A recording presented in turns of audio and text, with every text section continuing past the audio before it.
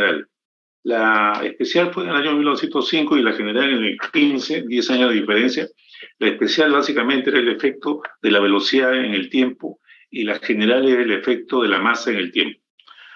La vez pasada hablamos de ambos efectos y en el caso de los satélites, el efecto de ambos en los satélites GPS son 38.1 microsegundos por día, que equivale más o menos creo que a 15 kilómetros de error por día y hay que corregirlo.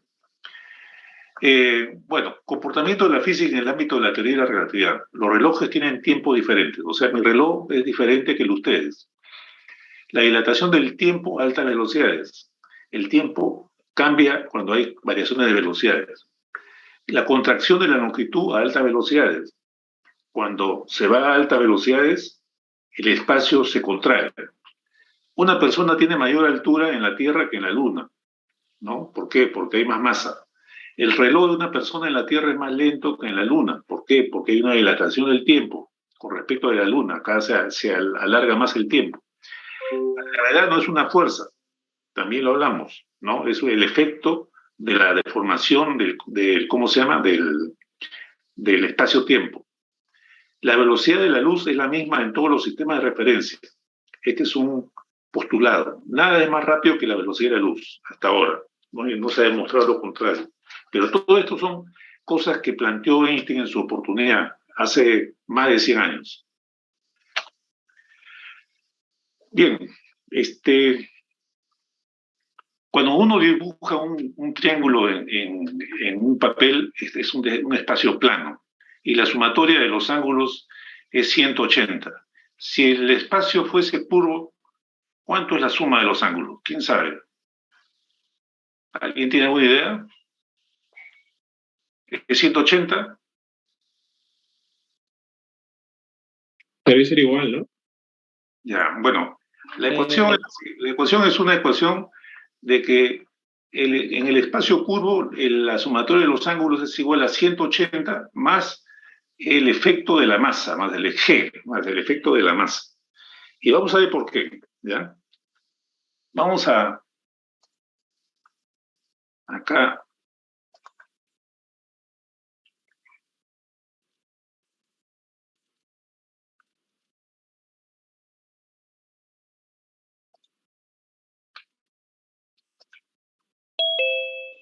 ¿Están viendo esto, no? ¿Están viendo? Sí, pero... Bueno, acá vamos a dibujar un triángulo. Un triángulo, no sé con cuál se dibuja acá, vamos a intentar dibujar algo, ¿eh? A ver.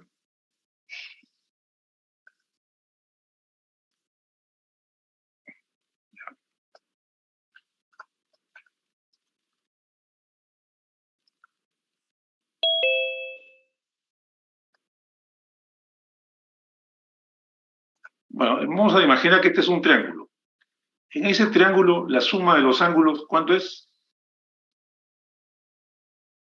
180, ¿no es cierto? ¿Estamos de acuerdo? Sí. Claro. Ahora, esto es más o menos un plano.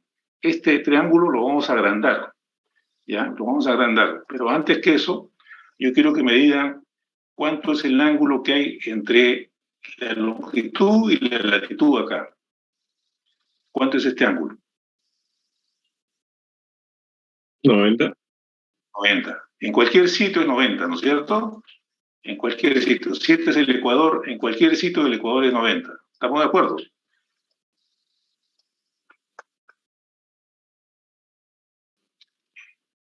Bien. Entonces vemos que todo es 90. Ahora nos vamos al Polo Norte. Nos vamos al Polo Norte. Aquí en el Polo Norte tenemos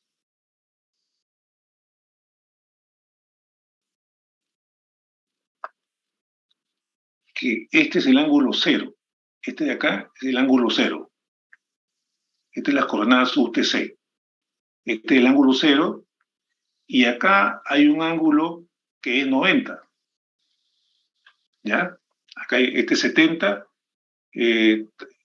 eh, 90, no, este de acá es 70, 80, este de acá es 90.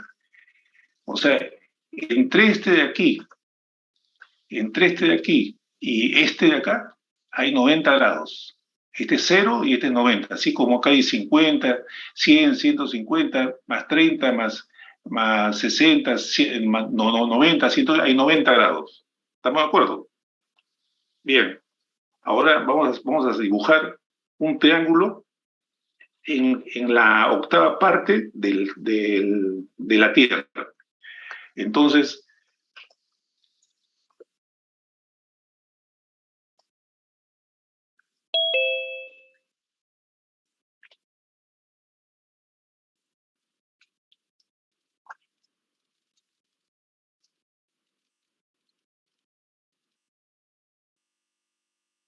este de aquí es el 0. Acá está menos 10 más 10. Este es el 0. Yo trazo una línea desde aquí hasta el polo norte. Hasta el polo norte. Trazo una línea. Esa es la primera línea del triángulo. ¿Cuánto hay acá?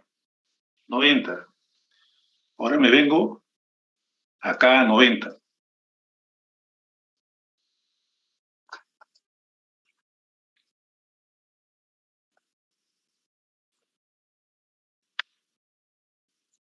Acá. O sea, esa línea que lo tracé allá en 0, me vengo hasta acá, hasta donde es 90. Y es la primera línea del triángulo, viene hasta acá.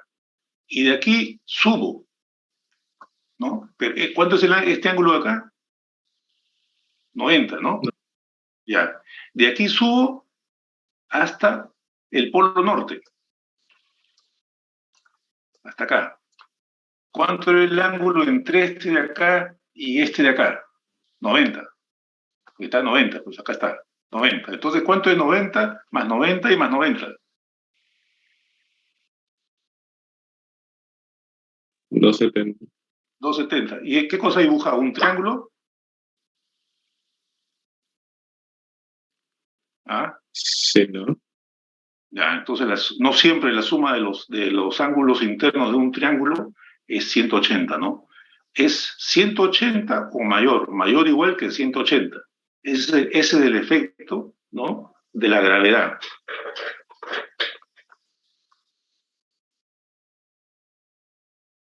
Bien, vamos a seguir con la...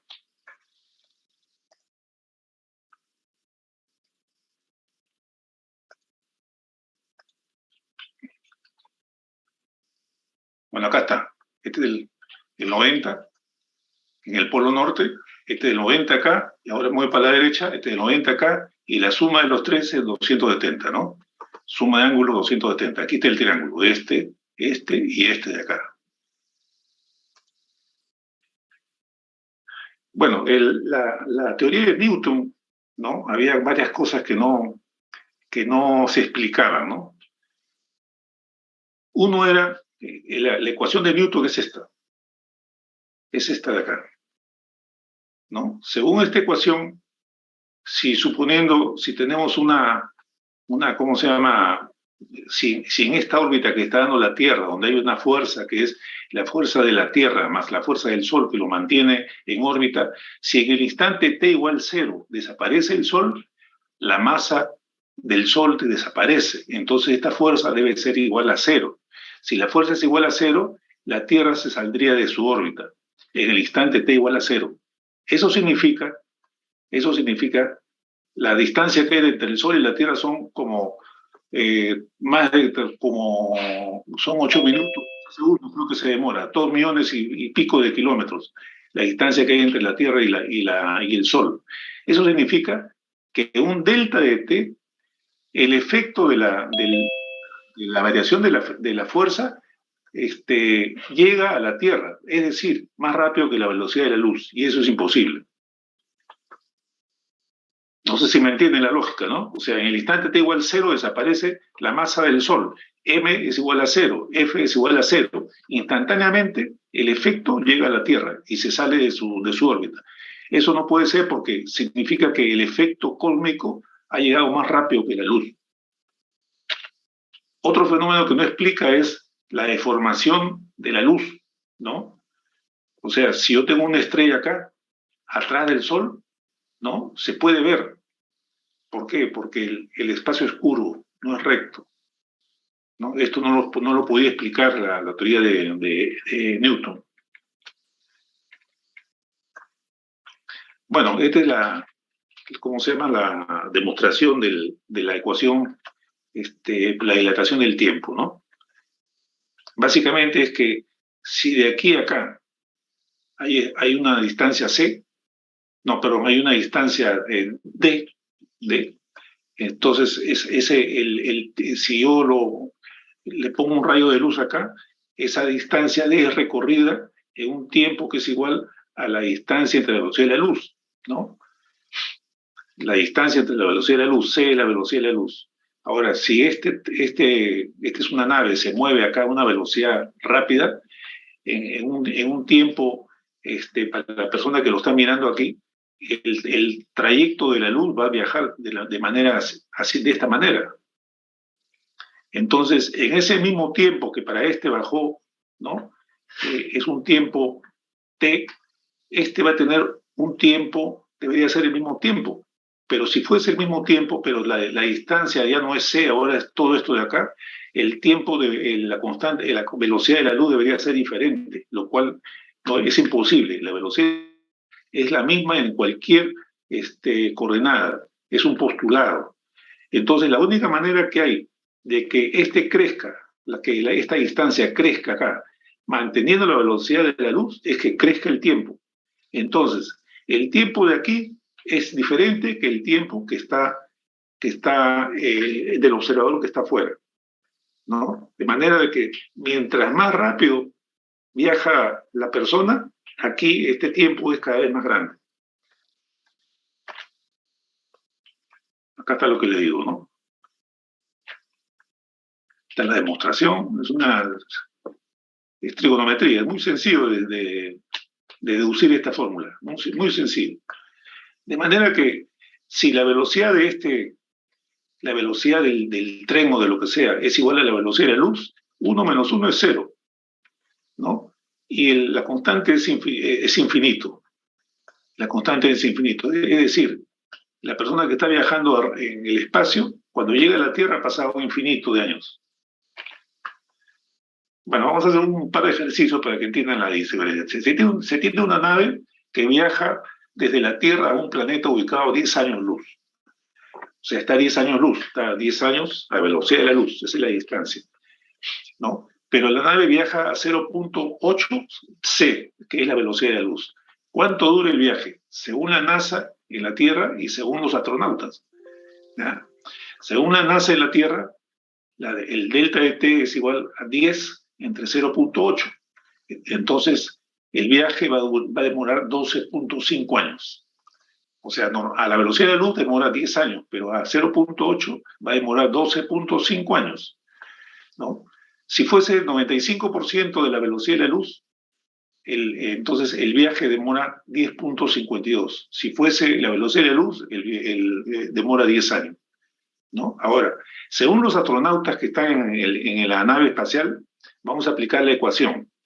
Entonces, aplicando la ecuación, es 12.5 multiplicado por esta constante gamma, que es 0.6, es 0.8 entre c al cuadrado. Esto da 0.6. Es decir, el tiempo que demora el que está viajando en el espacio, en la nave, son 7.5 años.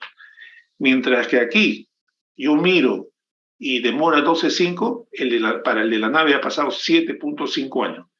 Y si va a 0.95 la velocidad de la luz, va a demorar solamente 3 años. Y si va a la velocidad de la luz, no demora nada, es instantáneo, ¿no? Y aquí pasaron infinitos años. O sea, mientras que aquí pasa para llegar una nave que está viajando a la velocidad de la luz, llega de manera instantánea, ¿no? En la Tierra ha pasado 1 millón de años. La contracción de la longitud, ¿qué significa eso? Para el ejemplo anterior, ¿cuál es la distancia del viaje? Según la NASA, en la Tierra y según los astronautas. Según la NASA, la distancia es la velocidad por el tiempo. ¿Cuál es la velocidad? 0.8 por 12.5, 10 años, en los 10 años, ¿no? Y si fuese a 0.95, también es de 10 años de luz. Pero el que está viajando en el espacio, en su nave, cuántos años luz ha viajado o qué distancia viajó. 0.8c por 7.5. 7.5 sale de acá. Como él ha viajado 7.5 a la velocidad de la luz, es el producto. Entonces, él solamente ha recorrido 6 años luz. O sea, ha recorrido el 60% de lo que debió recorrer. Mientras que en la Tierra ha recorrido 10 años luz, el que está en la nave solamente recorre 6 años luz. Y si va a 0.95, el que está en la nave solamente recorre 3 años luz. Vamos a poner, no sé si le entienden lo del año luz, vamos a poner como kilómetros. Este de aquí recorre 6 millones de kilómetros. Suponiendo que la distancia es 10 millones de kilómetros, ¿no? Entonces, yendo a 0.85c, recorre solamente 6 millones de kilómetros. Y yendo a 0.95, la velocidad de la luz, recorre 3 millones de kilómetros. O sea, la distancia de 10 millones de kilómetros, yéndola a 0.95, la velocidad de la luz, se contrae a 3 millones de kilómetros. Y si vas a la velocidad de la luz, esta distancia es cero. O sea, para recorrer cero, no necesito tiempo, instantáneamente llego a esta distancia. Eso es lo que dice Einstein.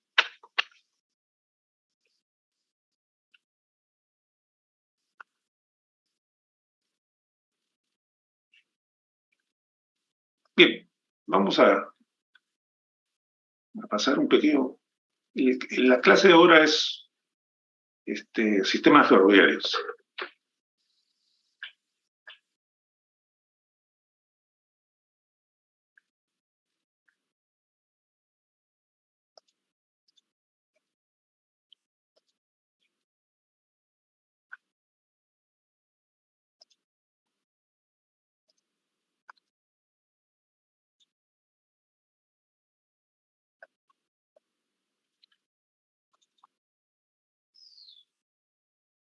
¿Están viendo la presentación?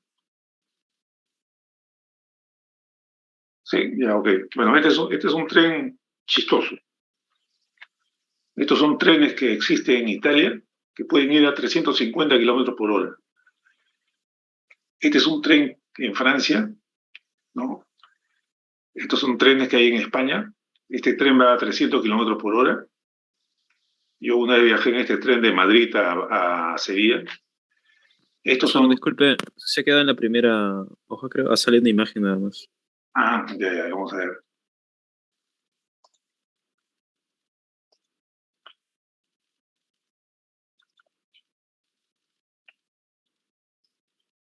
¿Ahora? Ahora sí, profesor. Ya. Bueno, este es el tren que hemos visto. Este es un tren que puede ir a 350. Estos son trenes que van a 350 también. Este es el AVE y yo he viajado, como les decía, en este tren a 300 kilómetros. Estos son otros trenes que hay por ahí. Este es un tren, el TVA, que en Estados Unidos, que no va a 300, pero va a ciento y tantos kilómetros, es un tren en Alemania. Estos son trenes de pasajeros, todos estos son trenes de pasajeros en general. Entonces, diferentes trenes que hay en diferentes países del mundo, ¿no? Este es un tren en Japón que va a 400 kilómetros por hora, ¿no? Hay otro tren que va a 600. ¿Esto qué cosa es? ¿Un estadio? ¿Qué creen ustedes que es? ¿Una estación de tren? Una estación del tren. Fíjense cuántas líneas de tren entran acá. ¿Cuántas líneas de tren? ¿Cuántas entran? Esta es la entrada y esta es la salida, ¿no? Es una gigantesca estación de tren, ¿no? Gigantesca estación de tren. Eso no hay acá, ni va a haber nunca. Será que para el año 3000 probablemente hay acá. Acá las estaciones de tren entran uno y salen, bueno, la estación central, ¿no? Esta es una estación intermedia. Bueno, ahí está, un poquito más. ¿Eh? Este es un tren de alta velocidad en la China. Estos son trenes de la China. China, hasta hace unos 30 años atrás, 1990, era un país del quinto mundo, como nosotros. ¿Eh? Fíjense lo que es ahora China.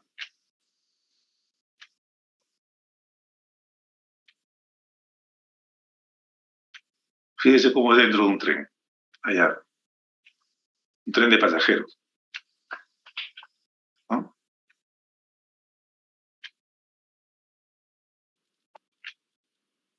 Ese es un tren allá. Este tren está yendo a 300 kilómetros por hora, acá está. El nivel de ruido de ese tren es 66 decibelios.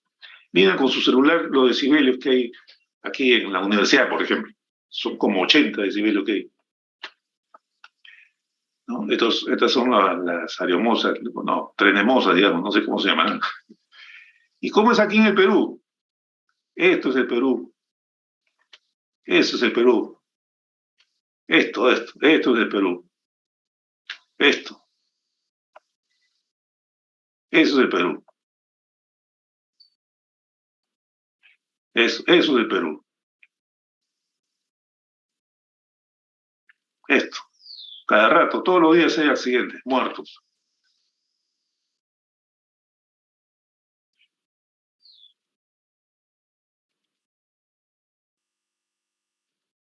Este es el Perú.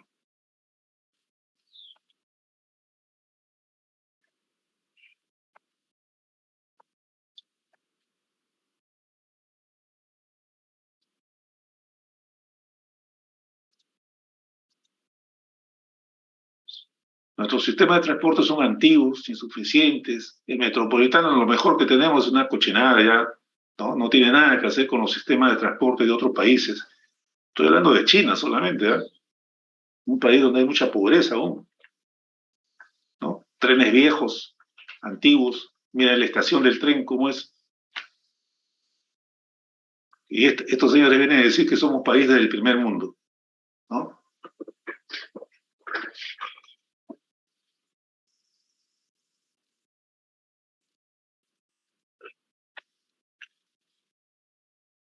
Bueno, eso es lo que somos nosotros, no somos nada. Ese es los sistemas de transporte que tenemos. Una miseria, ¿no? Cuando viene un extranjero acá, pues se horroriza de ver esas cosas, ¿no?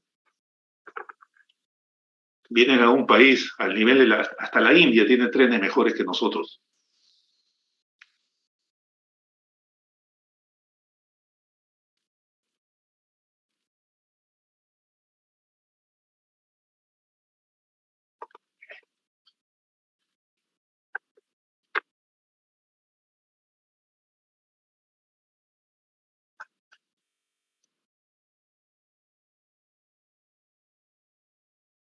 Muy bien, vamos a hacer la clase de hoy día, ¿no?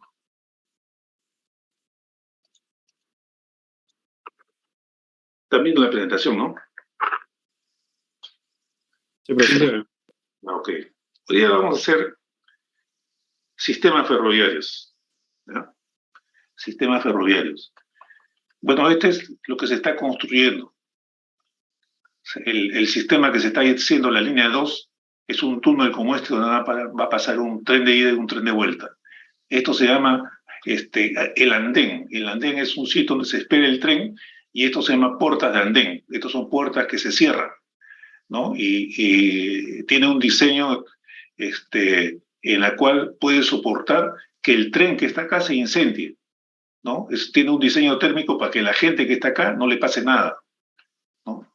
Esta es la tuneladora, con esto se está haciendo parte de los túneles que se están haciendo. Bueno, esta es una estación, ¿no? Este es Balneario, si no me equivoco. No, Santa Rosa, perdón. Vamos a ver ligeramente lo que es ingeniería de trenes, ¿ya?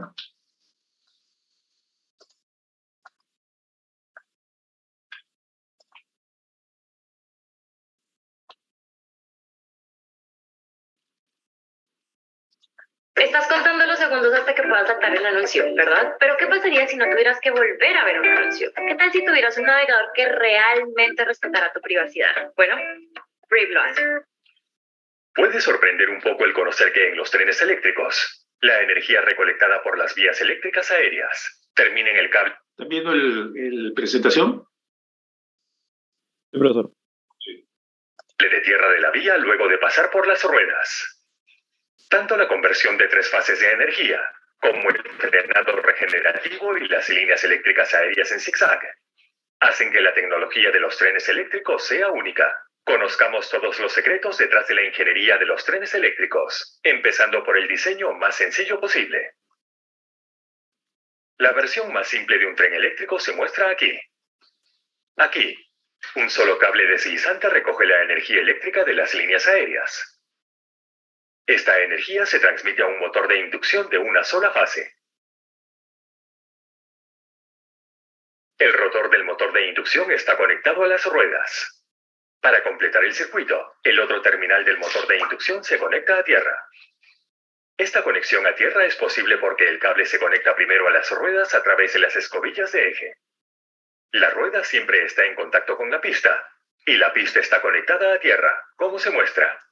Puedes ver cómo la corriente de las vías eléctricas aéreas fluye hacia la tierra. Esta pasa primero por el motor de inducción, luego por las escobillas del eje, después por las ruedas, y finalmente por la vía y tierra. En este caso es una tensión alterna. Esto es tensión alterna porque es un motor de inducción. Cuando la corriente pasa, el rotor del motor de inducción gira, junto con las ruedas. Sin embargo, una rueda que gira se mueve hacia adelante, lo que significa que el siguiente circuito de tierra debe estar disponible a una muy corta distancia del anterior. Ahora, veamos algunos detalles de las escobillas del eje. Las escobillas de eje encajan en la rueda giratoria, y la corriente se transfiere a las ruedas a través de estas escobillas de carbón, que se deslizan sobre el disco unido al eje de la rueda. De nuevo, esta es la versión más simple de un tren eléctrico. Ahora, mejoremos este diseño y hagamos nuestro tren más funcional. El voltaje utilizado en la línea aérea es de 25 kilovoltios, que es un voltaje muy alto. Los motores requieren mucho menos voltaje para funcionar. Por esta razón, tenemos que alimentar a un transformador reductor que transforme el voltaje. En el caso de la línea 2 de Lima es 1500 voltios, corriente continua. Voltaje al nivel deseado. La fuente de energía de la línea aérea pasa inicialmente por el primario del transformador, y una vez aquí, se completa el circuito gracias a la conexión a tierra. Gracias a la acción del transformador, la corriente será inducida en el devanado secundario, y la potencia de tensión reducida alimenta el motor. Para una tracción elevada como la del tren, el motor debe suministrar un torque alto. Además, la curva del torque debe ser uniforme, incluso si la velocidad del motor varía. Los motores de inducción de 3 fases son la opción perfecta para lograr unos altos y uniformes requisitos de torque. Estirar el cable de 3 fases para alimentar este motor no es una buena idea, ya que es muy poco económico. Por eso un rectificador y un inversor son utilizados para convertir la alimentación de una fase en una de 3 fases. Un rectificador convierte la corriente alterna de una fase en corriente continua. Y luego el inversor convierte la corriente continua en corriente alterna de 3 fases. Ya este motor está listo para circular por la vía. Podemos aumentar más el torque de salida si agregamos un sistema de transmisión con alguna relación de transmisión entre el eje del motor y el eje de la rueda. Hasta este punto, el motor que acabamos de hacer parece perfecto. Sin embargo, si hacemos un tren completo conectado con varios vagones a este motor, queda bastante claro que el único motor que hemos desarrollado no tiene suficiente potencia para tirar de todos estos vagones. Entonces, agreguemos más pares motor-rueda para que el motor sea más potente. Un motor bogie está construido con 3 motores de inducción de 3 fases, obviamente para accionar 3 pares de ruedas. En un motor, generalmente se utilizan 2 de estos motores bogies. En este motor completo puedes ver cómo están posicionados el transformador y los rectificadores. Por lo que va de video, hemos mostrado cómo transferimos la energía al tren usando un solo cable colgante. Sin embargo, este método no es práctico. Algunas veces no es posible mantener la misma distancia entre el tren y las líneas eléctricas aéreas, lo que significa que para una correcta captación de energía, hay que utilizar un mecanismo que varíe la altura. Los pantógrafos cumplen esta tarea. Un pantógrafo moderno luce así. Puedes ver que basados en la presión de un sistema neumático, el pantógrafo puede ajustar su altura. Si observas detenidamente, puedes ver que durante este ajuste de altura, el colector de corriente permanece horizontal. El colector de corriente tiene que estar perfectamente horizontal. De lo contrario, La transmisión de energía estará en problemas. Esperamos que a partir de esta animación puedas entender por qué el colector de corriente siempre permanece horizontal. Para más detalles sobre esto, por favor ve nuestro video detallado sobre el pantógrafo. Ahora, veamos el pantógrafo en acción. Si por alguna razón el pantógrafo pierde su conexión con el cable, el tren continuará su marcha libre durante algunos kilómetros debido a su gran impulso. ¿Alguna vez te has preguntado por qué la vía eléctrica aérea se extiende en forma de zigzag? Esta disposición hace que el cabezal del pantógrafo no toque el cable de corriente aéreo en un punto de contacto constante. Debido a esta disposición, el desgaste se reduce al mínimo. Podemos controlar la velocidad al cambiar la frecuencia de la fuente de energía del motor de inducción. Esto se logra gracias al rectificador y a un inversor. El chofer coloca la palanca en una muesca diferente para cambiar la frecuencia, y de acuerdo a esto, la velocidad del motor. El aspecto más importante para el tren, luego de la aceleración, es el pare. ¿Cómo se logra esto? ¿Deberíamos apagar directamente los motores de inducción? Si es así, el tren seguirá circulando por las vías durante varios kilómetros hasta que se detenga por completo. Otra idea es que podamos aplicar un frenado eléctrico. En un motor de inducción normal, la velocidad del rotor es más baja que la del campo magnético rotativo. Sin embargo, al reducir la frecuencia de alimentación podemos invertir esta condición. Curiosamente, cuando la velocidad del campo magnético rotativo es inferior a la del rotor, la dirección de la corriente inducida en las barras del rotor se invierte. Esto hace que el torque inducido en el rotor sea en la dirección opuesta. Este sería un freno perfecto, un freno sin contacto de metal a metal. Durante esta fase el motor funciona en modo generación. Sin embargo, este método de frenado no puede detener el tren en seco en las vías, porque el frenado regenerativo no funciona a baja velocidad, lo que significa que puede reducir la velocidad del tren, pero después hay que aplicar los frenos neumáticos para detener el tren completamente. Este es un tipo diferente de freno mecánico. Aquí la fuerza del resorte y la del aire comprimido actúan sobre el pistón en direcciones opuestas. Lo interesante aquí es que cuando el conductor suelta el aire del cilindro, el resorte estirado tira del pistón hacia la rueda y el freno se activa. Este sistema de frenado también proporciona seguridad en caso de fuga de aire o un compresor roto. El freno se activa automáticamente cuando se libera la presión. El sistema de frenado neumático se coloca debajo de cada vagón para cada par de ruedas. Ahora, veamos cómo se suministra la energía a cada uno de los vagones. Una forma de suministrar la energía para cada vagón de utilidad es la autogeneración. Se monta un alternador bajo el marco del vagón y se acciona mediante un eje cardán, que es manejado por una caja de cambios montada en el eje. La salida se rectifica y carga una batería de 110 voltios de corriente continua, creando un suministro de energía continuo para los vagones. Pero este método de autogeneración no es suficiente, ya que produce una energía de salida muy fluctuante, por lo que la forma más común de suministrar energía a los vagones es la generación de frente.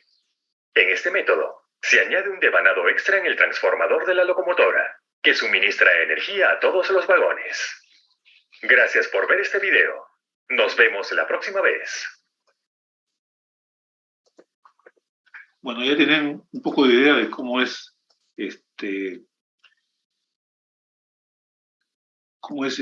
cómo funcionan los trenes, ¿no?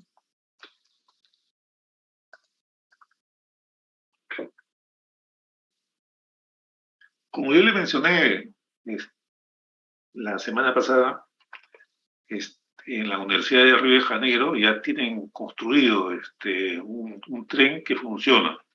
Este es parte del recorrido, este soy yo, ¿no? Acá hay un video que ustedes lo pueden ver. No quiero entrar porque si no nos vamos a demorar mucho.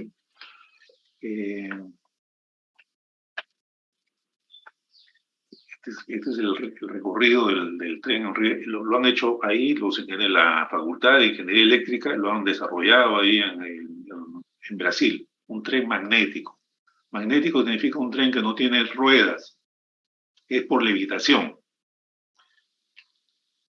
Ahí está el tren. Acá está al costado mío.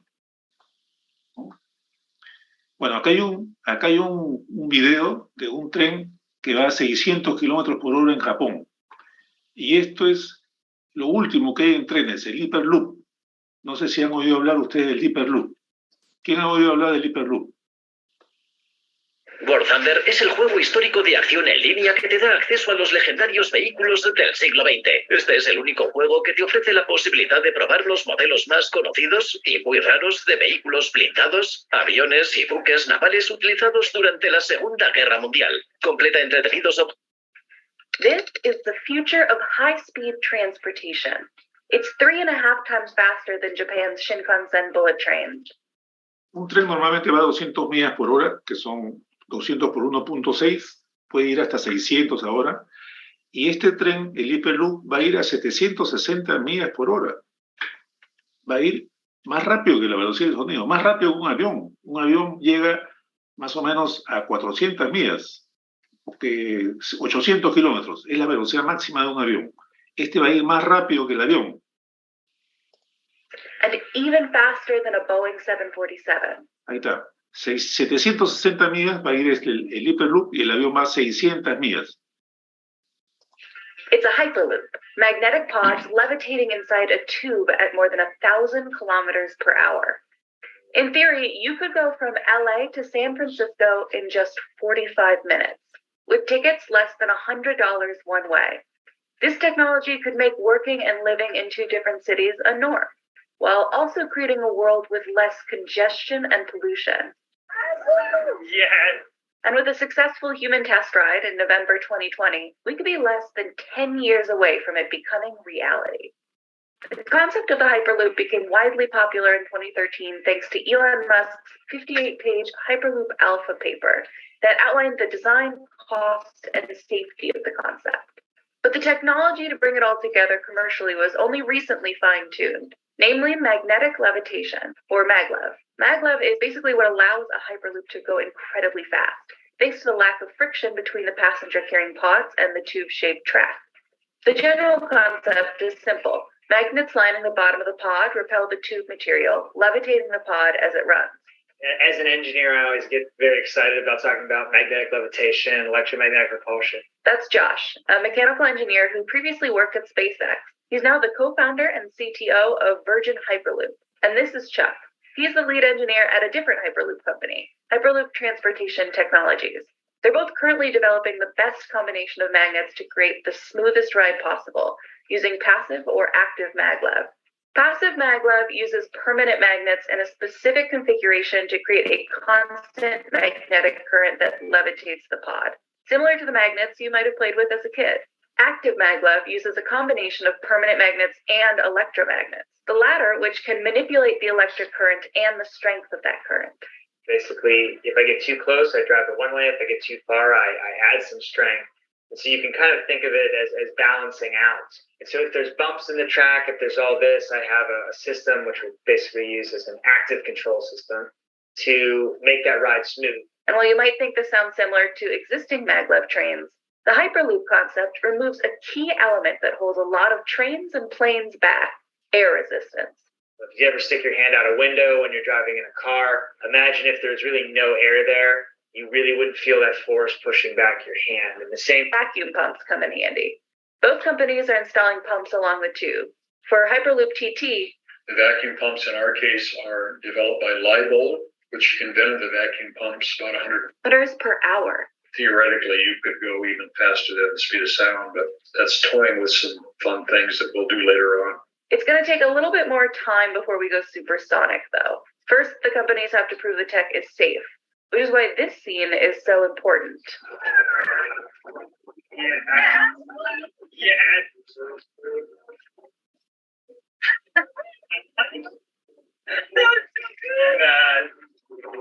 In November 2020, Josh and Sarah from Virgin Hyperloop became the first people to force back in your seat. You really couldn't even notice more than something on a piece of paper not all that long ago. Well, more. But to get to this point, there will be more testing involved for both companies. Lots of things have to happen between now and then. The Hyperloop construction route is one thing. The integration with the stations is another, and that takes a partnership with the communities. And Hyperloop TT is currently in the works to build and test a full-size project in Abu Dhabi. Its first potential U.S. project will run from Chicago to Cleveland. Virgin Hyperloop will be building its new certification testing facility in West Virginia in 2022, including a 9,600-meter track to be used for testing and establishing regulatory and safety guidelines. Around 2025, we're intending to certify of the 28 passenger vehicles. Virgin Hyperloop has plans in Dubai, India, and more, with stateside plans for the Midwest, North Carolina, and Texas.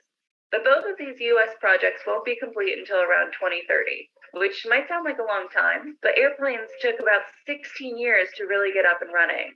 And the first high-speed rail in Japan took at least a country. When we're built upon a tech thing, what's the thing that you should invest in that allows you to get the future demand, the future needs that you have? A shift is possible if we choose to embrace it. Bueno, en internet hay muchos videos de Hyperloop, así que ustedes pueden mirar para ver de qué se trata, pero eso es el futuro de la ingeniería ferroviaria. La ingeniería ferroviaria es un medio de transporte que abarca todas las profesiones, ¿eh? Todas las profesiones, y bastante la ingeniería eléctrica. Bueno, vamos a hablar un poco de los antecedentes de la ingeniería ferroviaria acá. Yo le quería meter esto dentro del curso de protección porque nadie se está dedicando a esto, ¿no? Y a mí me parece que es sumamente importante. Nosotros estamos jalando ingenieros de diferentes países, Chile, Argentina, Brasil, para desarrollar nuestros proyectos.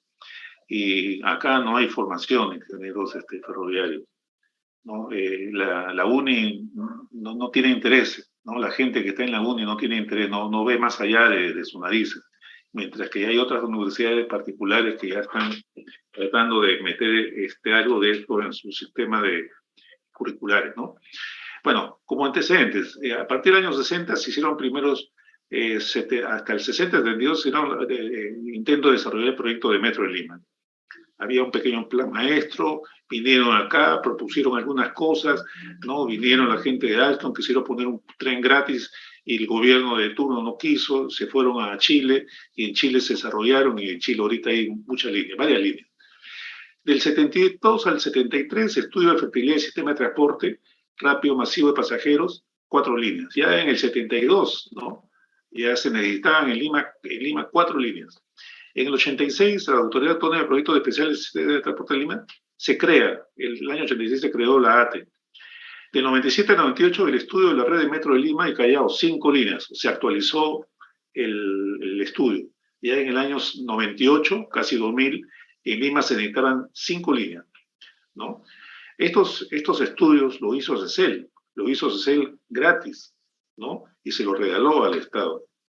En el año 2010 se actualizó, ¿no? El estudio, ¿no? De la red básica de Lima. Se modificó algunos recorridos, etcétera, ¿no? En el 2012 entra en servicio el primer tramo de la línea 1.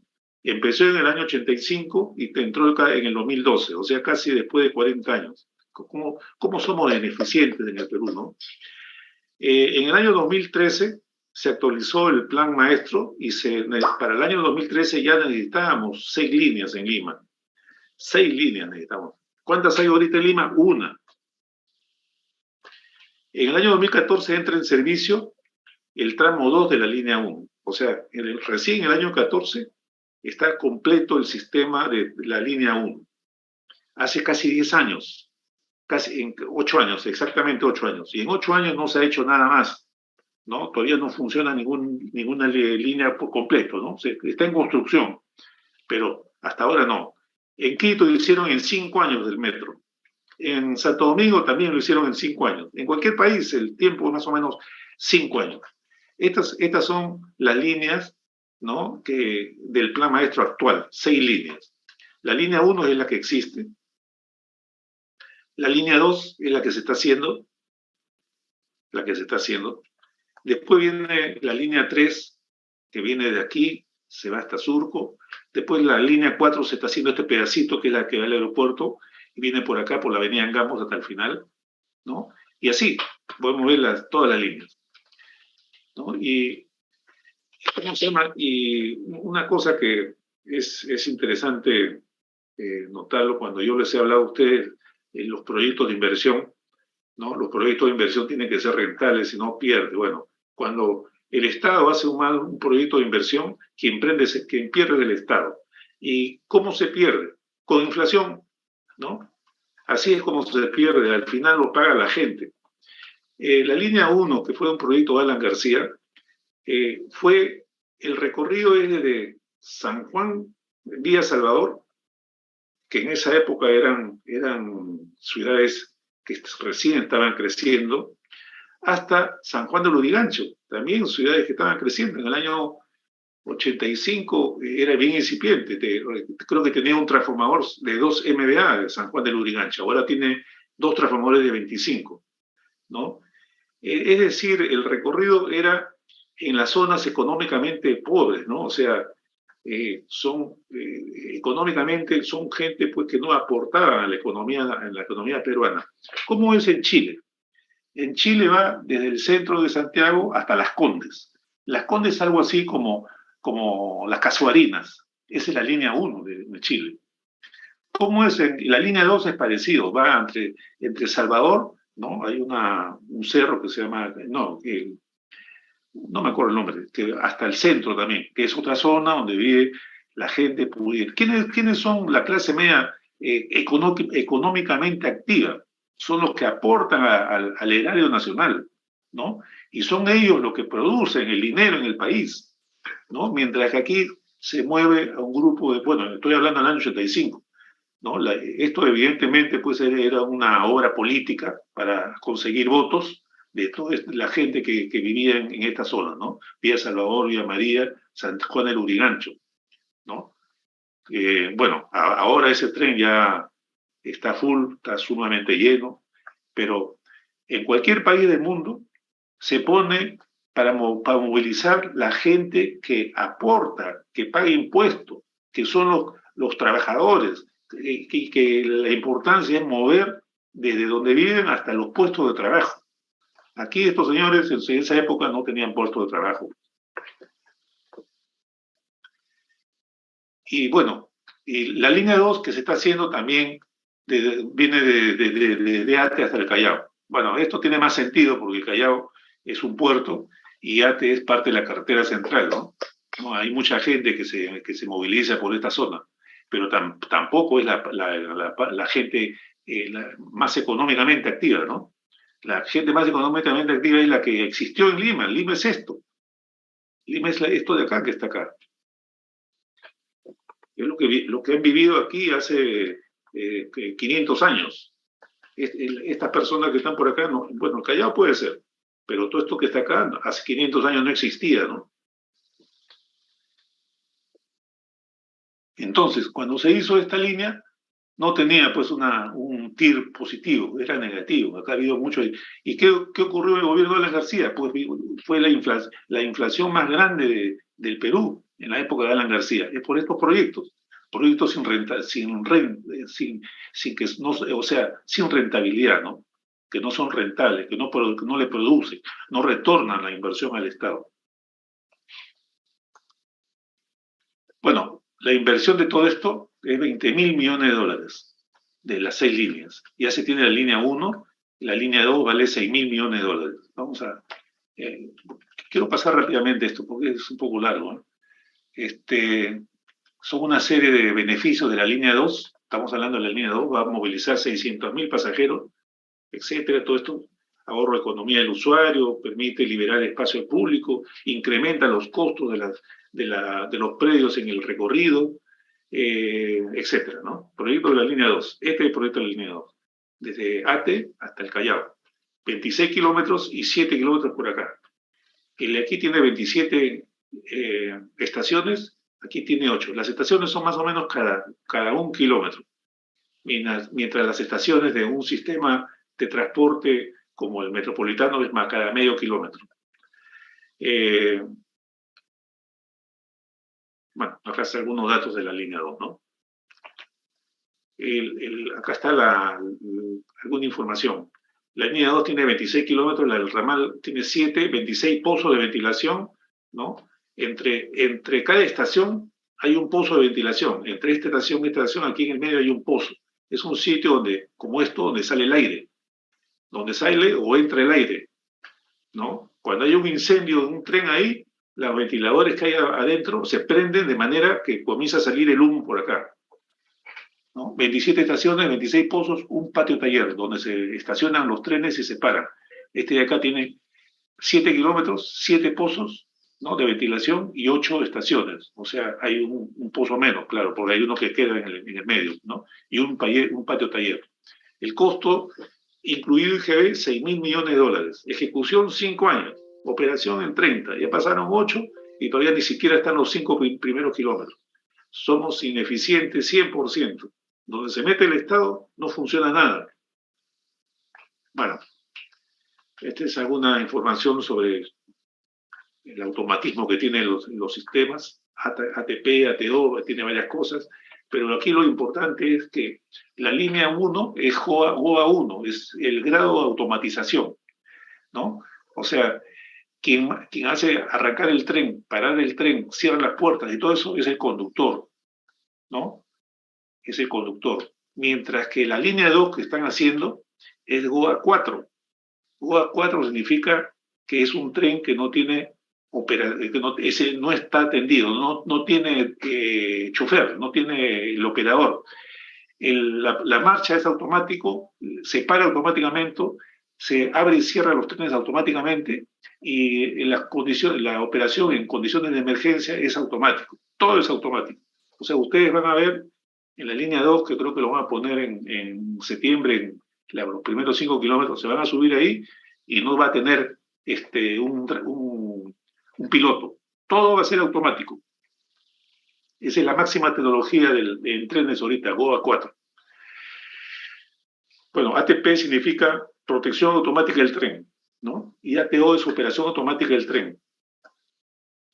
O sea, este va a ser como un sistema ATO. Este también tiene, el GOA 2 tiene ATP y ATO, pero un cierto nivel de automatismo, ¿no? Porque las puertas todavía tiene conductor este.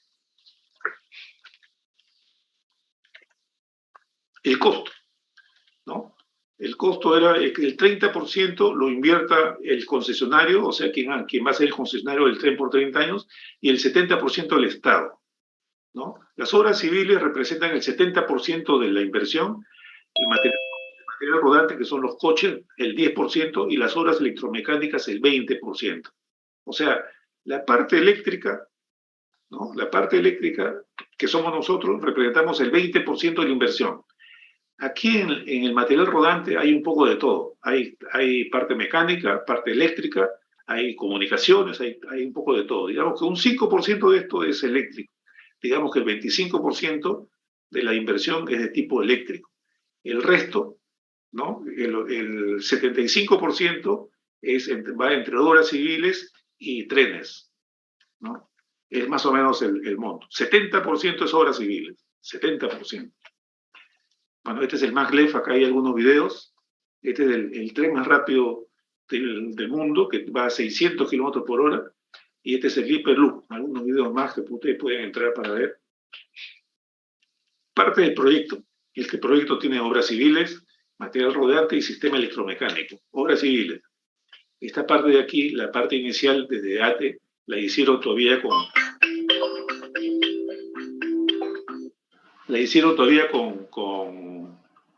estas palas, ¿no?, para sacar la tierra.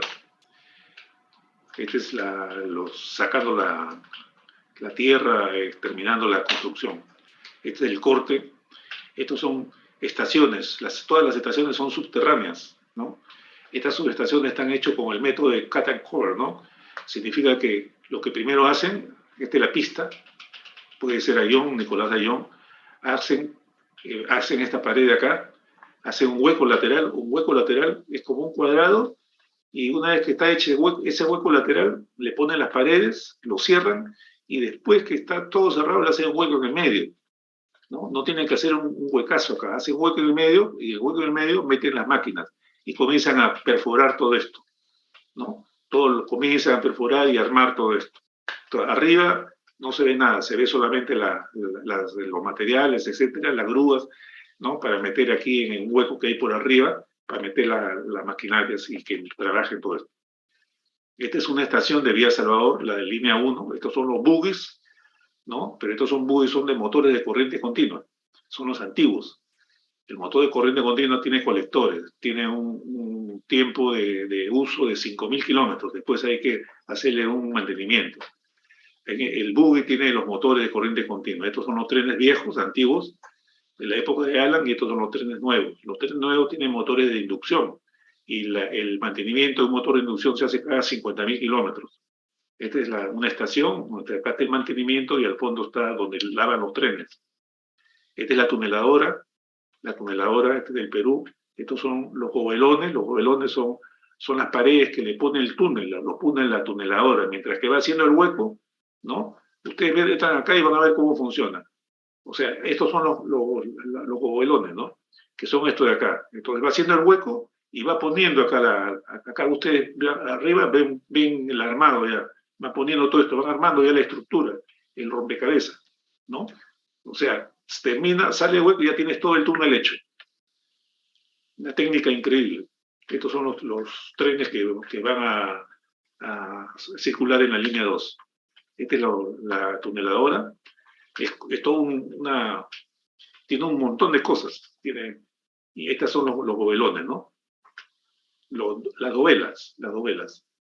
Entonces las dovelas, cuando hace el hueco, esta es la parte que corta, que hace el túnel, ¿no? Lo limpia, por acá saca toda la tierra, lo saca a una faja transportadora que va hasta el comienzo, y en el paso le comienza a colocar todo el recubrimiento al túnel. Acá está ya el recubrimiento completo, ¿no? Todo esto ya está puesto. Aquí recién van a poner, aquí lo están poniendo.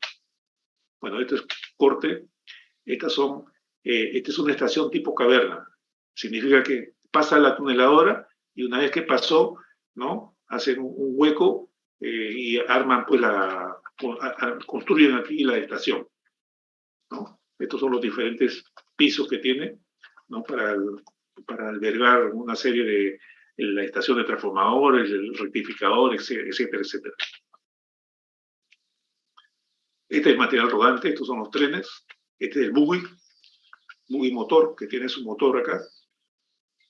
Este es un buggy sin motor, de remolque. Hay trenes que tienen buggy, que tienen motor, y hay trenes que no tienen motor. Estas son las características técnicas, y este es el tren. Los trenes de ahora son de 6 coches. Tiene el coche, en un extremo tiene el M1, después tiene el R1, después tiene el S1, después tiene el S1 por acá, después tiene el R1 y después tiene el M1. Son los 6 coches. Y con el tiempo, cuando crezca la demanda, van a poner el coche intermedio, el coche M3. El coche M1 tiene un pantógrafo, que es lo que hemos visto, ¿no?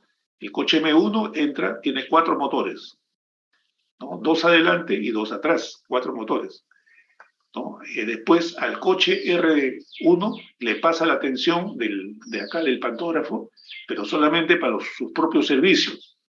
Y sigue pasando y va al coche S1. El coche S1, que es el tercer coche, tiene 4 motores. También tiene un buggy con motores. Este tiene buggy con motores y este no tiene motor, tiene solamente un buggy de arrastre, ¿no? Y lo mismo para el otro lado, ¿no? Y en el futuro se va a colocar este coche adicional que tiene también un pantógrafo.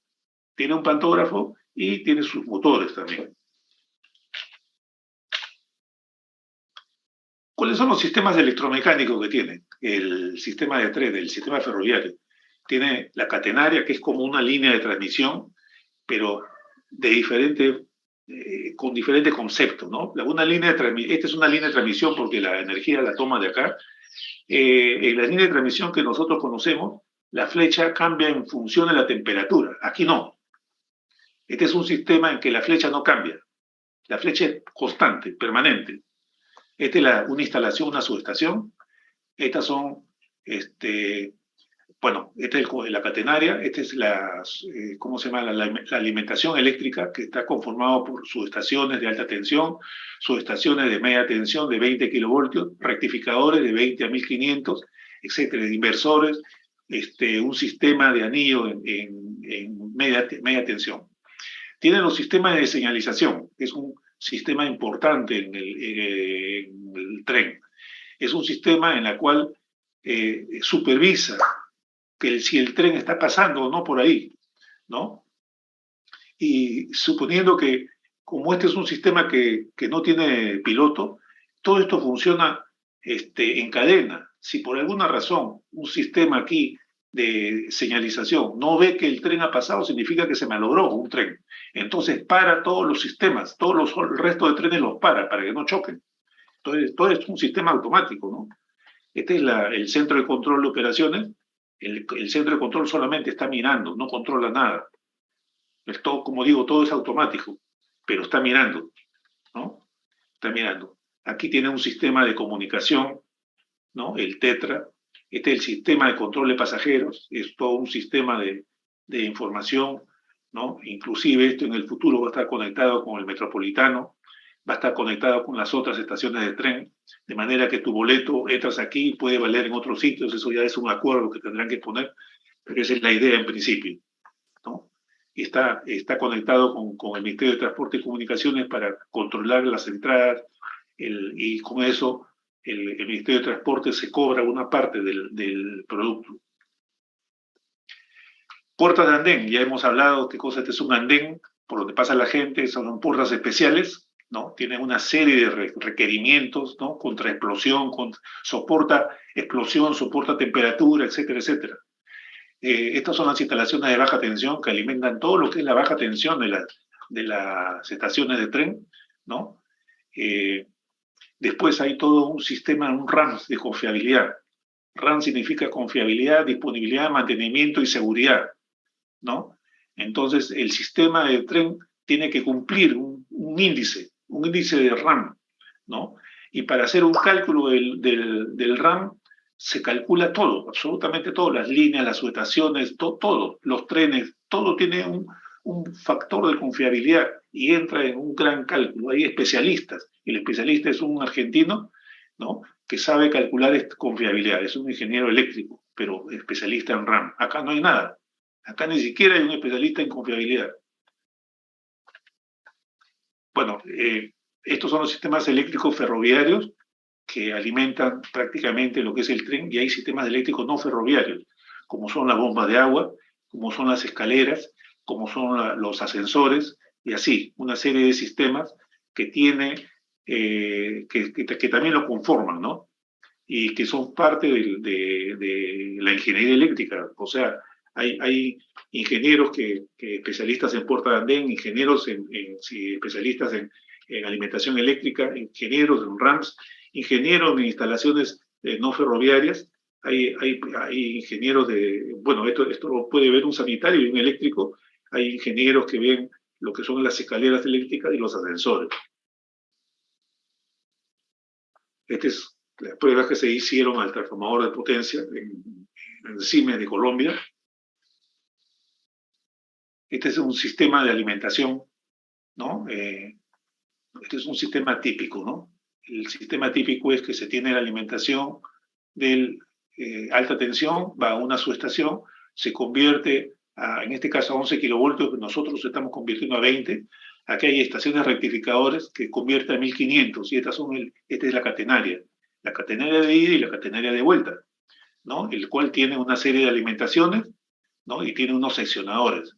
Normalmente funcionan con los seccionadores abiertos, cada tramo funciona de manera independiente, ¿no? Este es otro esquema, ¿no? En el caso de nosotros tenemos dos rectificadores de esta forma para formar 12 pulsos. Y después tiene un deslizamiento del ángulo con la finalidad de formar un rectificador de 24 pulsos. Eso ya es tecnología, ¿no? En el caso de nosotros son rectificadores de 4 MVA, y aquí es 1500, ¿no? Así es la alimentación. Tiene una subestación de alta tensión, aquí pueden haber 3 o 4, dependiendo, ¿no? De la potencia del tren. Ahora vamos a ver algún esquema. Y hay una instalación aquí que se alimenta, que es alimentado por aquí, ¿no? Bueno, este es el esquema de principio de acá, de la línea 2. Esto puede ser el norte o el sur. Hay una línea de transmisión que las especificaciones decían 2, pero van a construir una. En la subestación de alta tensión hay 2 transformadores de 25. Acá hay una barra de 20. De la barra de 20 sale alimentaciones a lo que son las cabinas eléctricas, que son las alimentaciones que normalmente hay en cada estación de pasajeros, y sale una alimentación que van a las subestaciones rectificadoras, que tiene 2 transformadores de 4500 y esto alimenta en las catenarias. Ahí está el tren. Ese es el esquema de principio, ¿no? Este también es un esquema del proyecto donde se tienen los 2 rectificadores y aquí se tiene pues unos switches, ¿no? Que en el caso de que falle algún elemento del rectificador se cierra para alimentar o este. Normalmente un rectificador alimenta un tramo de la catenaria, ¿no? Y el otro podría alimentar, de este rectificador alimenta aquí y acá. Y de aquí alimenta el de acá y el de acá. Pero este transistador está abierto, ¿no? Y aquí hay una serie de seccionadores adicionales, ¿no? Más o menos el modo de funcionamiento es este que está acá. Estos son los seccionadores cerrados. Estos están abierto. O sea, este de aquí alimenta directo acá. Este de aquí alimenta, como le decía, acá. Este de aquí alimenta acá. Y este de aquí alimenta acá. Es así como funciona. En el caso de que falle algo de acá, pueden haber situaciones que se cierran el acoplamiento, se cierra por acá. Si falla toda esta subestación de acá, se cierra acá, ¿no? Y se cierra acá, y entonces este transformador de aquí alimenta todo. Son condiciones de operación, y de esa manera se mantiene la confiabilidad. De acuerdo a la especificación, la confiabilidad en cuanto a la alimentación eléctrica de la catenaria debe ser el 100%. Pero nunca hay un 100%, es 99 punto no sé cuánto por ciento. Pero también se dice que claramente que si hay una pérdida de un transformador o de una subestación, no debe afectar en nada la instalación. Por ejemplo, aquí en el caso de la pérdida de este transformador, entonces se cierra el seccionador aquí y esto es alimentado de esta manera, ¿no? Y el resto sigue igual. Si se pierde toda la subestación de aquí, ¿no? Lo que se hace es, se cierra acá este acoplamiento, se cierra este acoplamiento y se cierra este acoplamiento, de manera que este tramo de aquí es alimentado por este transformador y este transformador de acá, ¿no? Este es parte de la subestación. Esta es la línea 1 de llegada, la línea 2 de llegada, los 2 transformadores que alimentan la barra de 20 kilovoltios, y este es un transformador de baja tensión que alimenta la red baja. Y estos son los anillos, un anillo para las cabinas eléctricas y un anillo para las rectificadores. Esta es una subestación en la cual se tiene, estos que están acá al ser son las subestaciones de 20 kilovoltios del rectificador, ¿no? Y estas que están acá son cabinas eléctricas. Cada uno de estos es una estación de pasajeros. Y los rectificadores hay una estación sí, una estación no. Y acá ustedes ven un anillo del ser, todos tienen anillo así, hasta la otra instalación de alta tensión. Así como hay, o sea, este tiene 2 salidas que alimentan cada uno a un tramo de la catenaria. Y hay otro anillo acá que alimenta solamente las cabinas eléctricas. También sale de la instalación principal uno a la cabina eléctrica y continúa hasta el otro. Y también de la estación principal salen 2 alimentaciones, ¿no? Que vienen acá, ¿no? O sea, hay uno que se va hasta acá, hay 2 que se vienen acá, y de aquí continúa por allá, ¿no? Entonces, la otra instalación es solamente como esta. La otra estación de alta tensión es como esta de acá. O sea, esto se repite. Y al final se tiene este remate, digamos, al final, en el otro. Digamos que este es el Callao y el otro es ATE. La configuración puede ser en T o en pi, ¿no? Este de aquí es en T, ¿no? O sea, acá hay una T. Este es T. Y este de aquí es pi, ¿no? Pi Acá en T está abierto, estos sesionadores están abiertos, o sea, sesionadores de línea están abiertos los sesionadores, como hemos visto, y en pi está cerrado este de acá. Está cerrado. Entonces, cuando es en T, las protecciones de la subestación son independientes. Y cuando es en pi, ¿no? Como este caso de aquí, en la cual está cerrado este sesionador de aquí, tiene que haber una protección diferencial entre este y este, ¿no? Esta protección estamos hablando de la corriente continua, ¿no?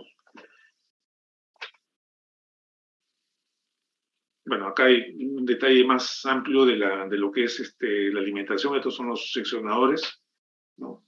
Este es el motor, el mando de los seccionadores. Todos estos seccionadores funcionan automáticamente, controlados del centro de control.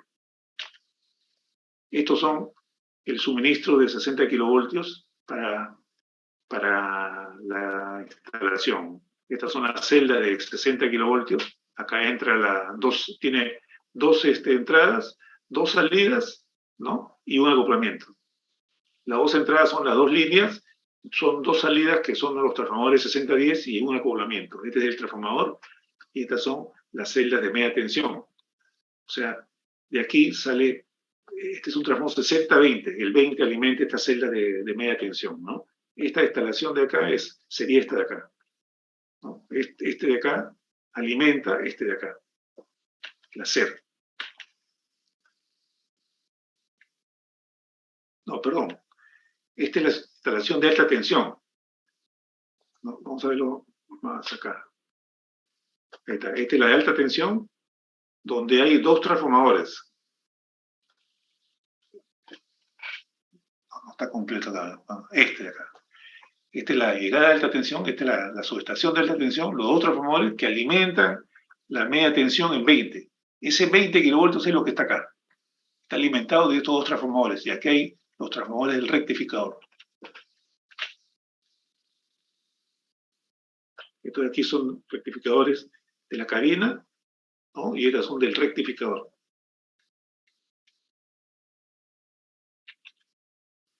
Entonces son las celdas de alta tensión, algunas características, ¿no? Vamos a entrar en detalle de esos transformadores, algunas características, todo lo que tiene el transformador.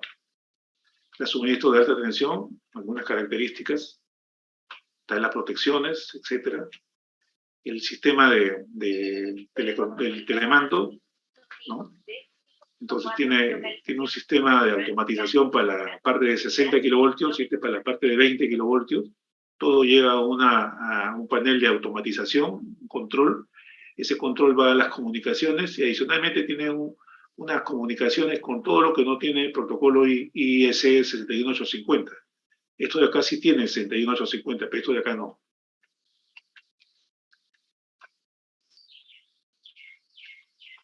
Esto de aquí es el relé de protección de la corriente continua. La corriente continua es diferente, ¿no? Funciona de manera diferente que la corriente alterna. Tiene ciertas características, ¿no? El sistema, como cualquier sistema de protección, tiene protección, medición, control y automatización.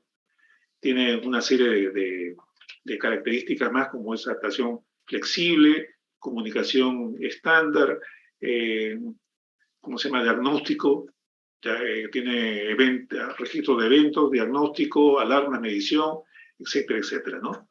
Y este es el principio. Acá se tiene lo siguiente, el interruptor de corriente continua. Un interruptor de corriente continua es mucho más rápido que un interruptor de corriente alterna. Tiene un chum para medir la corriente, ¿no? Acá no hay transformador de corriente, no hay transformador de corriente continua, es un chum, donde se toma una tensión.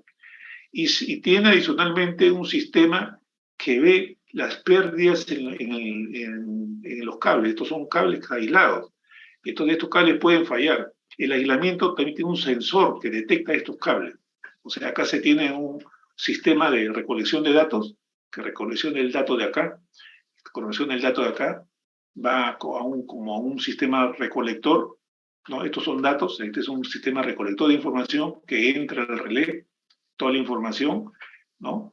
Y que la información se puede ver a través de un software ¿no? Y va también al sistema de control de la subestación.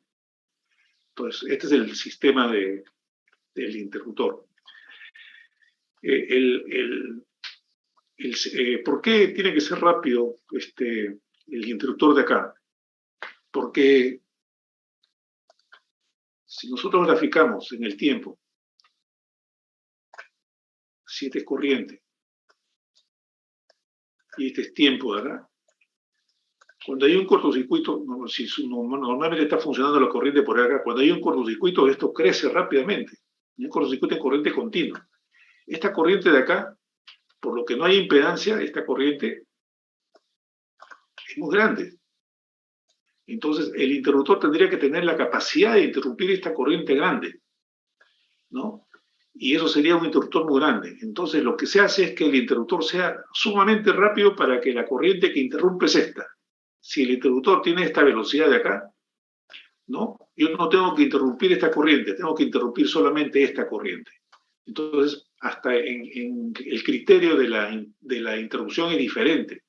Mientras que en corriente alterna se espera que la corriente pase por cero, ¿no? Para poder interrumpir, no importa el pico de la corriente. En la corriente continua, la corriente nunca pasa por cero. Lo que hay que hacer es, hay que abrir lo más rápido posible para que la corriente sea la mínima posible de interrumpir y que este interruptor de corriente continua no sea un interruptor gigantesco, ¿no?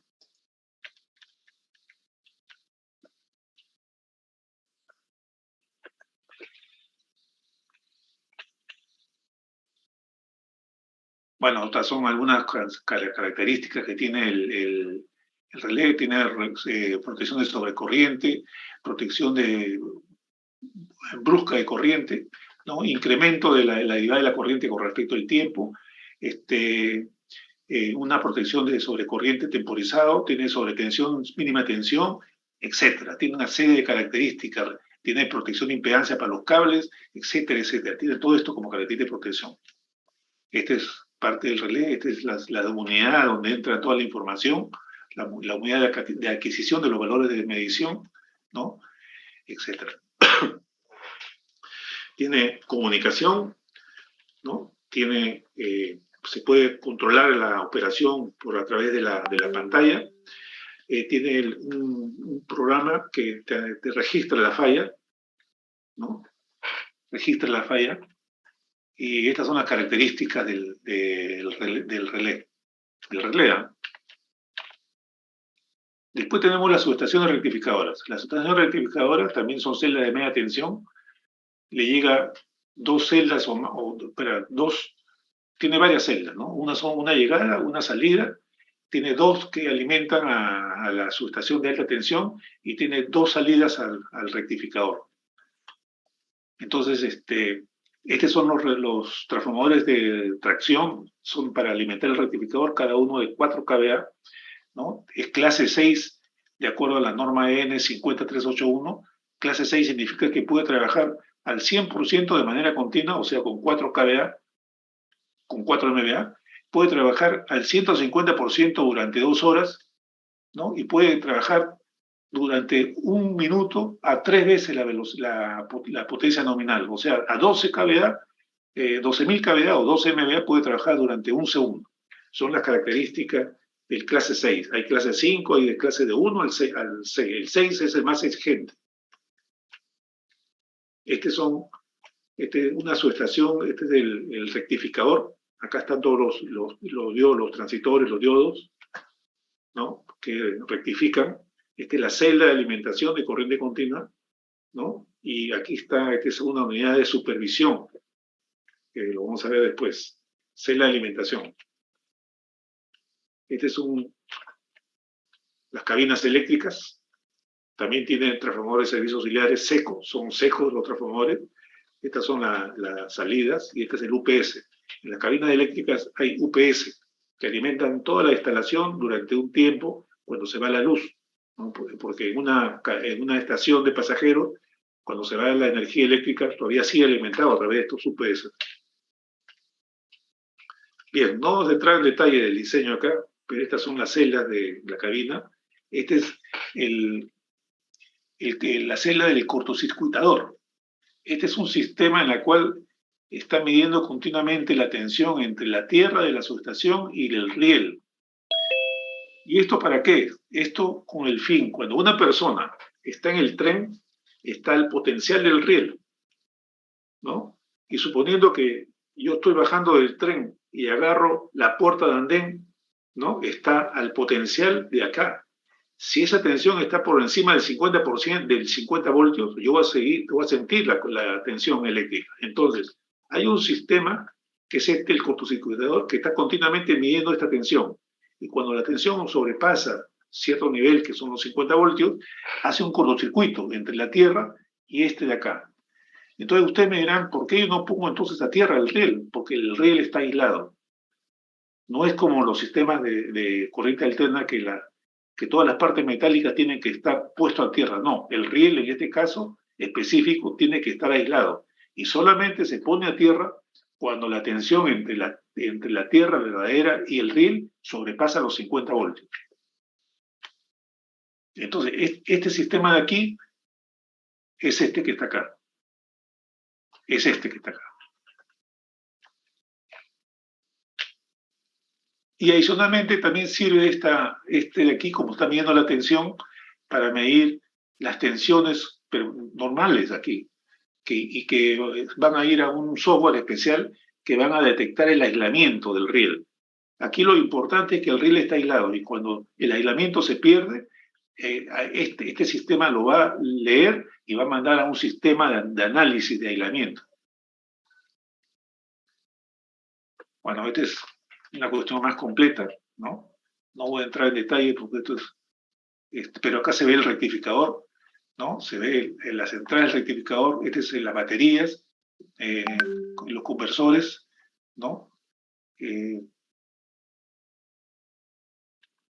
Este es lo que yo les mencioné.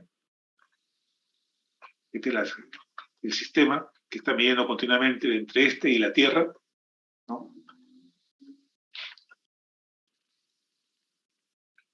Y esta es una estación, no la estación en Lima, otra general. Vamos a hablar ahora sobre los sistemas de puesta a tierra para corriente continua, que es diferente que corriente alterna.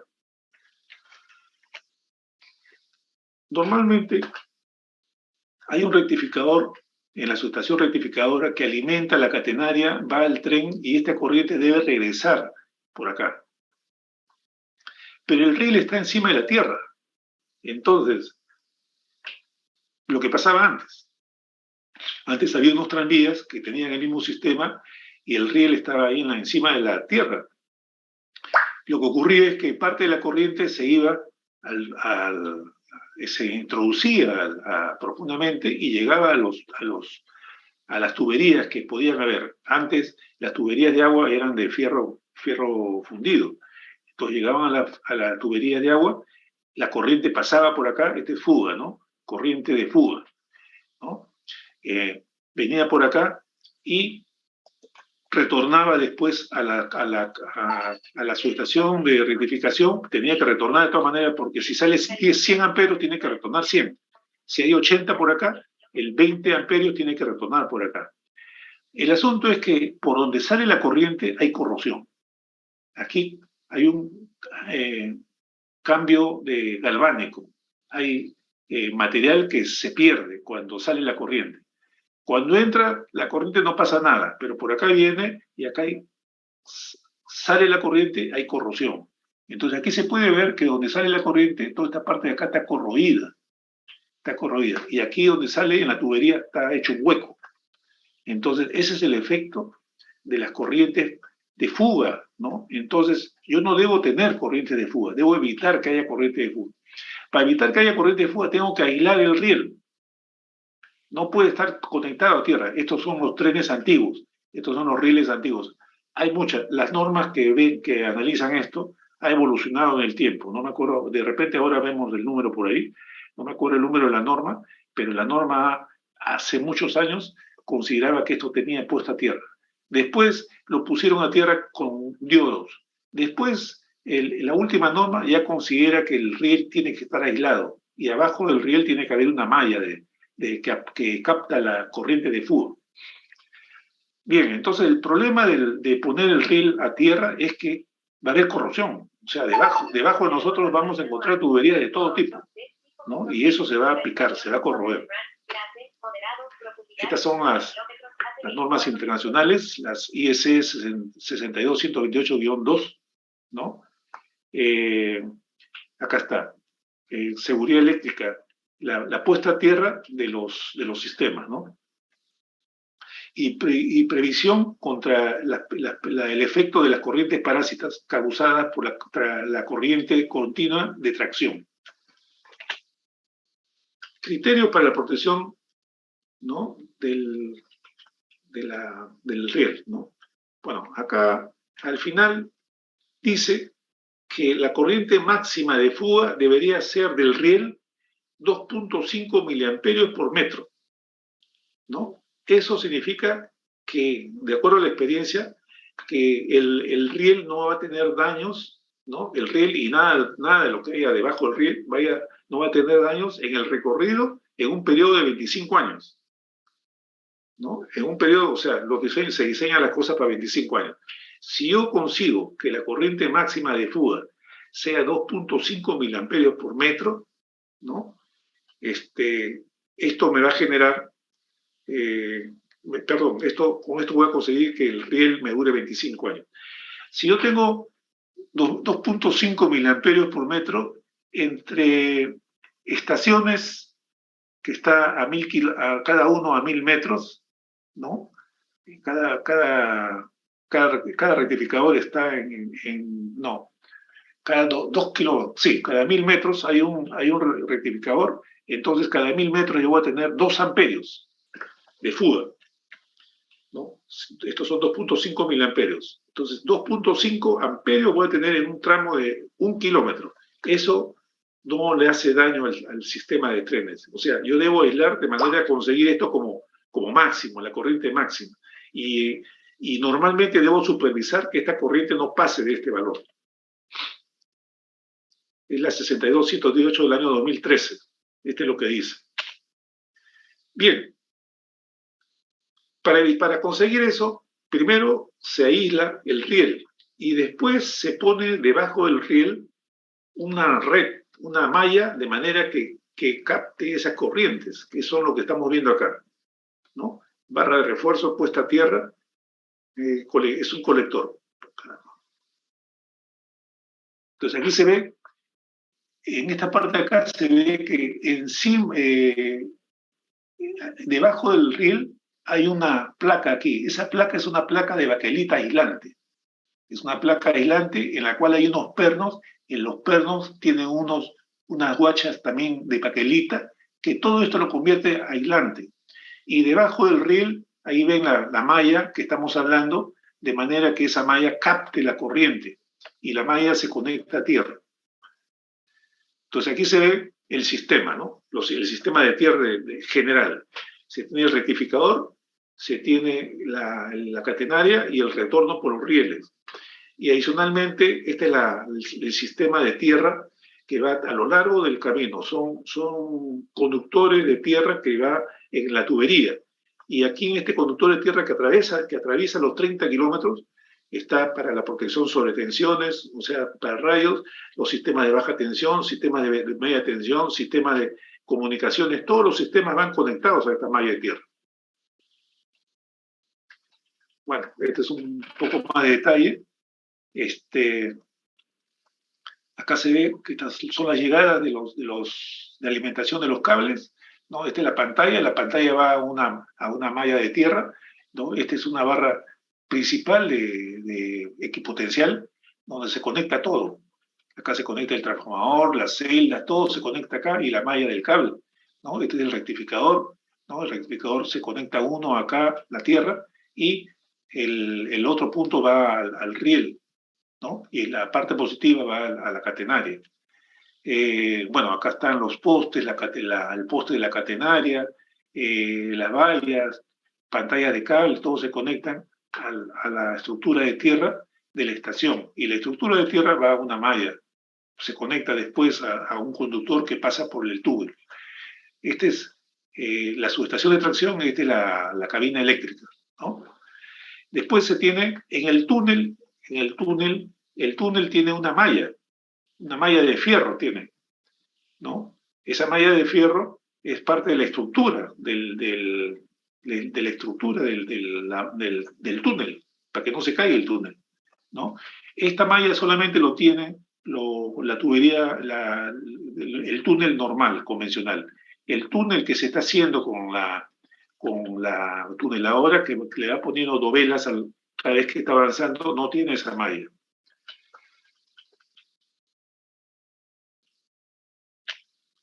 Bien, acá un poco más en detalle, donde se ve que esta es la conexión de tierra que va a estos conductores que atraviesan toda la subestación. Este conductor verde es la tierra, ¿no? Acá se ve que está conectado a la tierra. Esta es la barra MB, donde acá se conecta. Los pornes de tierra tienen que tener dos conexiones. Uno, para darle una confiabilidad del 100%. Si por alguna razón se pierde una conexión, tiene que quedar la otra. Entonces aquí se ve eso. Se ve que está conectado doblemente. Después, ¿qué tenemos? Tenemos que este es el riel. El riel, que es este que está aislado, y abajo del riel está la malla que hemos hablado. Esa malla está conectado a la tierra. A la tierra que recorre toda la instalación, ¿no? Esta es la malla de tierra profunda de una instalación, ¿no? Que se conecta también al conductor que va de extremo a extremo, ¿no? Este de aquí, como le decía, es el riel. Entonces, este de aquí capta la corriente de fuga y lo manda a la tierra. Lo manda a la tierra.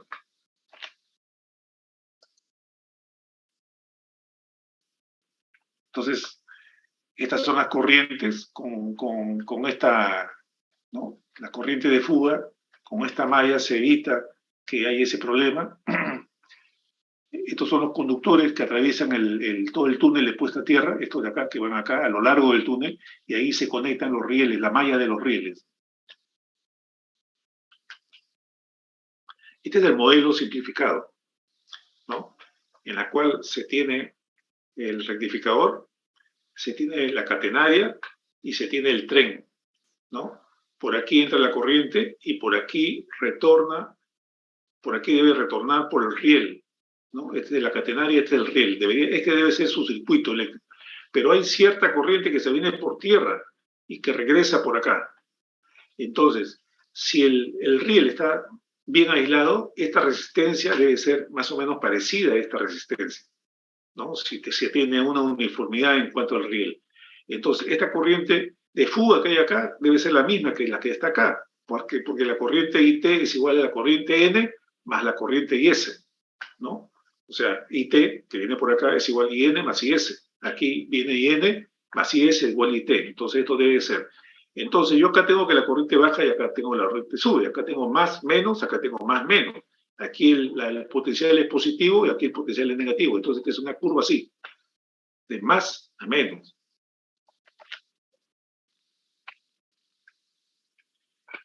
Acá se ve el efecto de las corrientes de fuga, ¿no? Se tiene el tren, pasa la corriente, es lo que hemos hablado. Llega a la tubería y acá está el hueco. Acá están los huecos. Aquí está, cuando la tubería está hecho con embones, entonces la corriente de fuga entra acá y sale por acá. Este es un embón. Acá en los embones generalmente está oxidado y no hay conexión. Entonces la corriente sale de acá, por donde sale hay un hueco y entra en la parte de acá, ¿no? Entra de acá, sale por acá, ahí está el hueco, y entra aquí. Sale por acá, entra. Hasta la parte en la cual retorna a la subestación rectificadora y ahí hay otra vez el hueco. Esta es la construcción de los 5 primeros kilómetros, está hecho con la ingeniería convencional, con palas, y acá se ve ¿cómo se llaman? Los fierros que hay en el túnel. Entonces, esos fierros se pueden, ¿cómo se llama? Ir corroyendo si no mantengo los 2.5 miliamperios por metro, ¿no? Imagínense esto con el tiempo, si la corriente es más de 2.5, se deshace todo esto y se cae el túnel.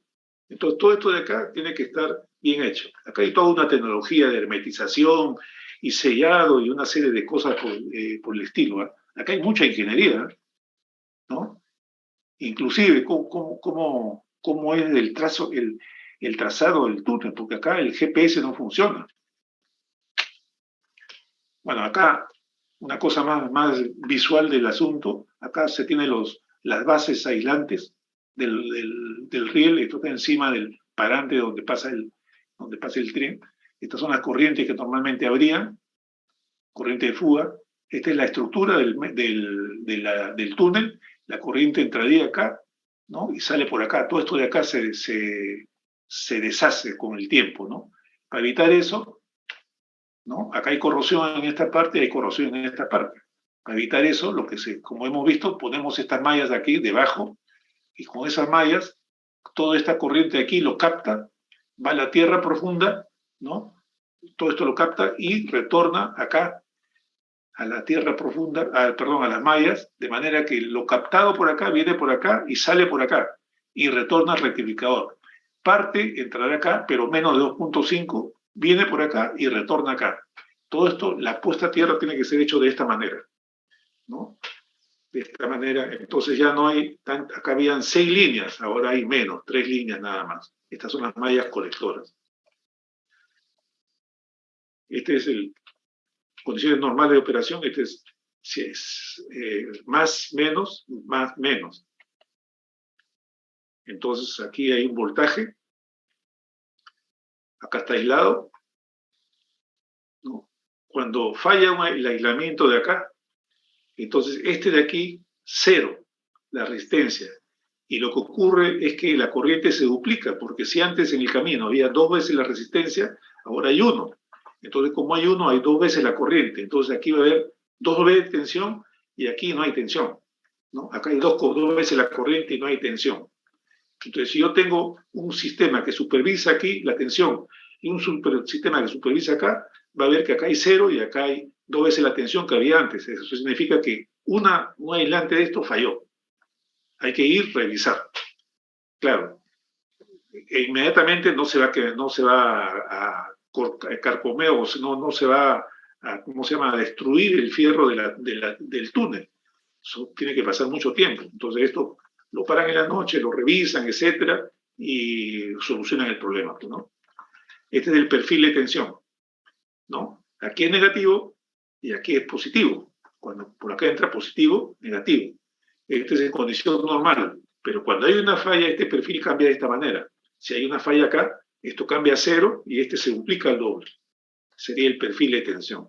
Hay un sistema que está chequeando todo esto y hace un análisis estadístico, ¿no? Porque la tensión no es tan bonita como se ve acá, ¿no? Y hace un análisis estadístico y en función de eso determina si es que hay falla o no. El sistema se llama monitoreo de corrientes parásitas. La norma 62128-2, ¿no? Aquí hay una serie de recomendaciones. Este es un sistema continuo, el B1 es un sistema continuo de monitoreo. El sistema continuo, esto lo dice la norma, es medir las tensiones, ¿no? Y esto va a un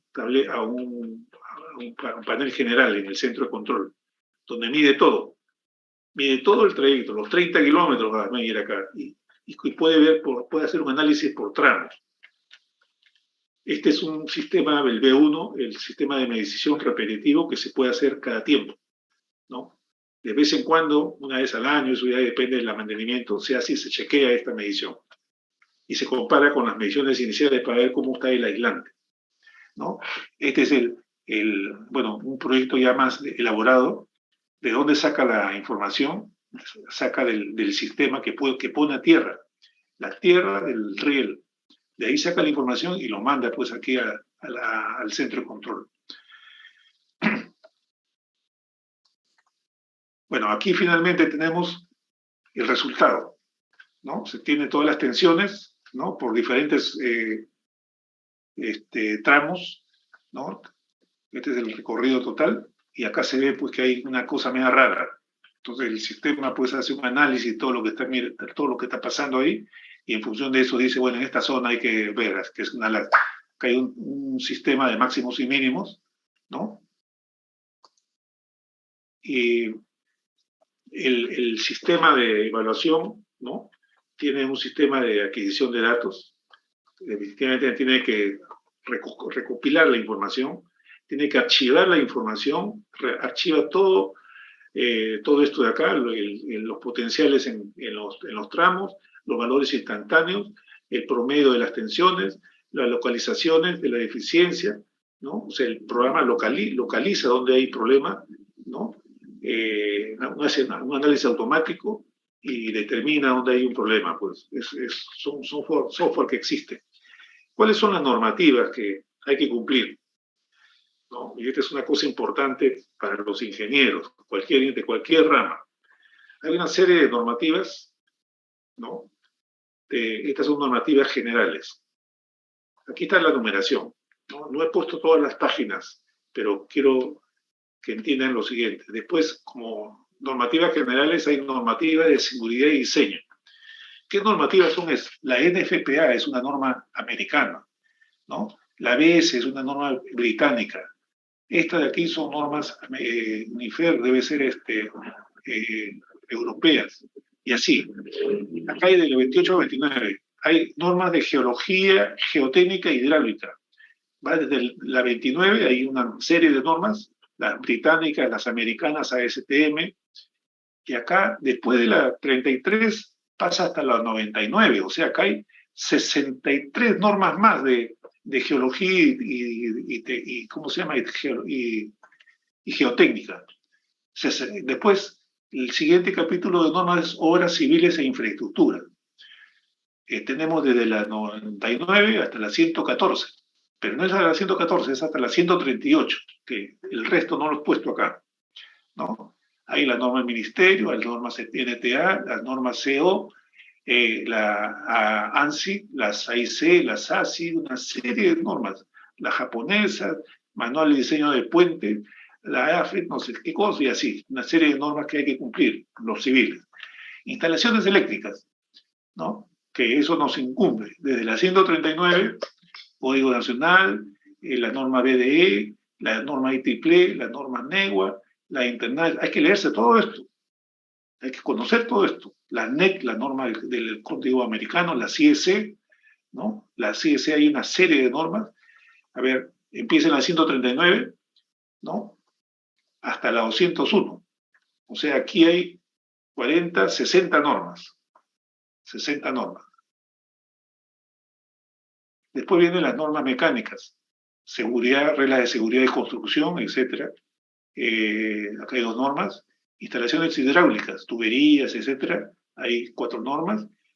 Protección contra incendios, instalaciones y detención, ¿no? Acá hay una serie de normas IEC, serie de normas NFPA, la CSE y la IEEE.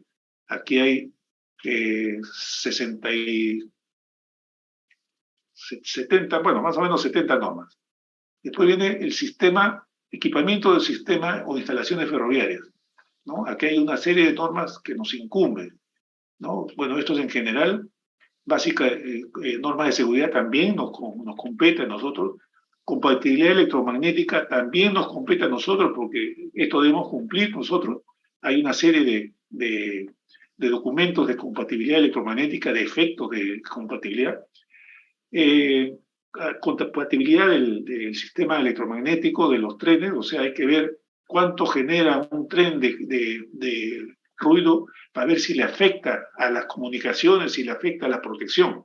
Eso hay que hacer un análisis de eso, ¿no? Factores de compatibilidad electromagnética, todos son compatibilidad electromagnética, compatibilidad electromagnética del stock. A ver, acá tenemos 280 y acá tenemos 318, o sea, de la 280, bueno, acá no hay muchas, 20, 40 normas más o menos hay hasta acá. Después tenemos sistemas de telecomunicaciones, este es más para la gente de electrónica. Tenemos de la 318 hasta la 354, ¿no? O sea, más o menos 30 normas de telecomunicaciones. De centro de control, sistema de mando centralizado de automatización, ¿no? Hay una norma europea, las normas, este es el decreto del ministerio, que no dice mucha cosa, son normas escuetas. pero este tiene entre la 355 y la 397, lo que es centro de control. O sea, tiene más o menos 40 normas relacionadas a lo que es centro de control. Compatibilidad electromagnética también, nuevamente seguimos, para el sistema de control, ¿no? Efecto del sistema de control. Después tenemos sistema de alimentación eléctrica, es la alta tensión. En la alta tensión tenemos desde la 400 hasta la 460, ¿no? O sea, más o menos 63 normas aquí. Diferentes, las normas ANSI, las normas DIN, las normas no sé cuántos, hay tantas, ¿no? Las normas británicas, etc. Estas son para el sistema de alimentación eléctrica.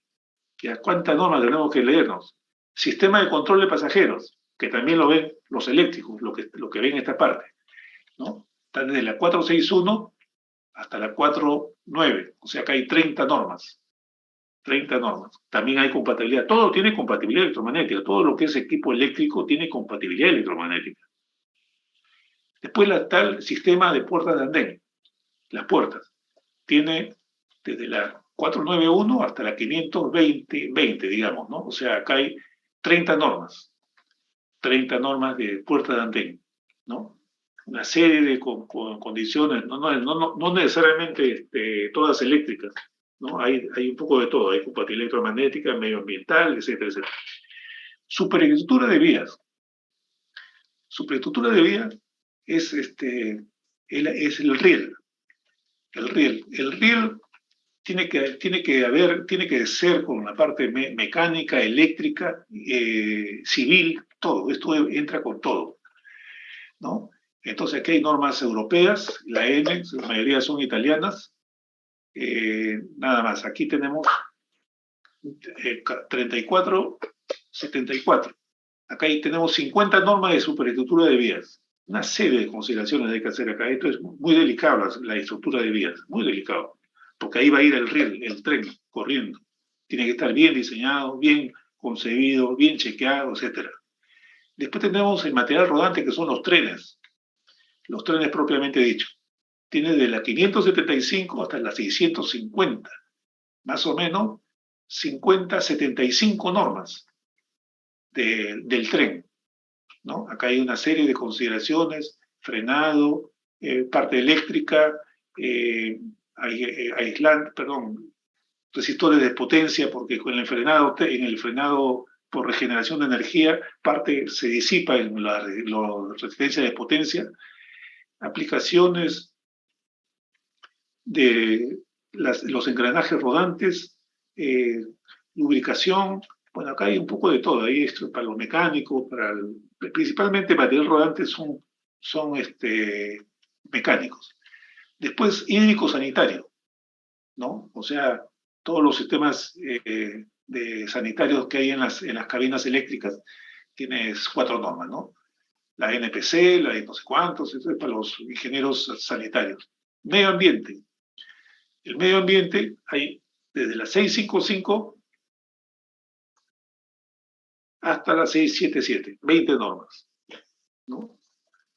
20 normas de medio ambiente que cumplir.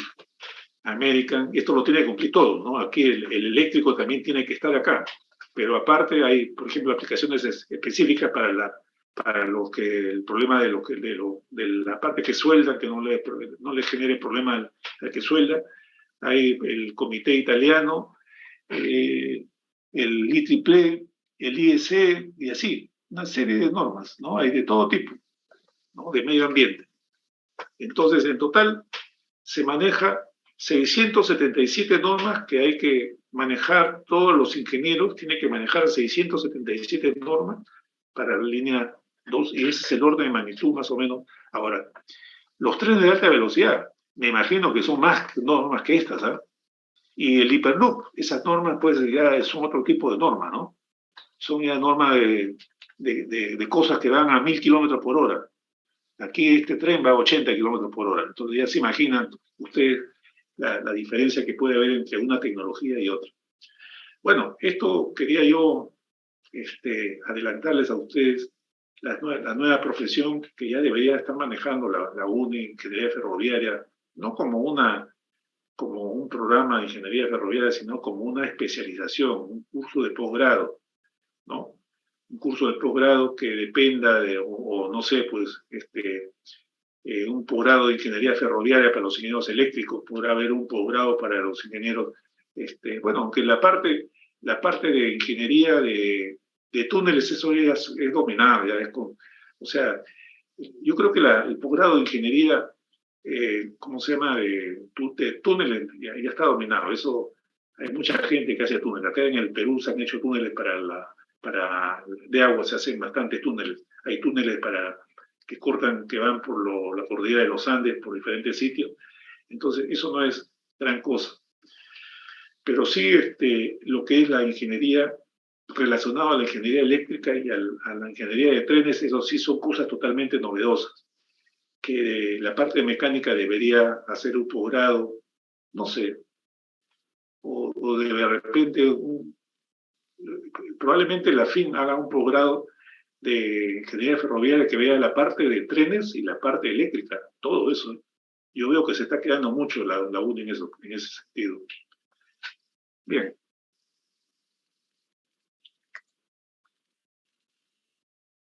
Bueno, eso es lo que quería contarle a ustedes sobre, como decía, la nueva profesión que vive. Y ahí tenemos como profesión a la velocidad que vamos a una línea por cada 30 años, vamos a ponerle en promedio, pues se necesitan 6 líneas, tenemos ingeniería para 200 años. ¿No? Para hacer solamente las 6 líneas de tren necesitamos 200 años. Y vuelvo a repetir, el Estado peruano y los profesionales peruanos son ineficientes para manejar estas cosas, ¿no? Porque esto está manejado definitivamente por profesionales peruanos en los ministerios de Transporte y Comunicaciones, en la ATE, ¿no? Está manejado por ellos, son totalmente ineficientes. O sea, acá se necesita otro tipo de manejo, ¿no?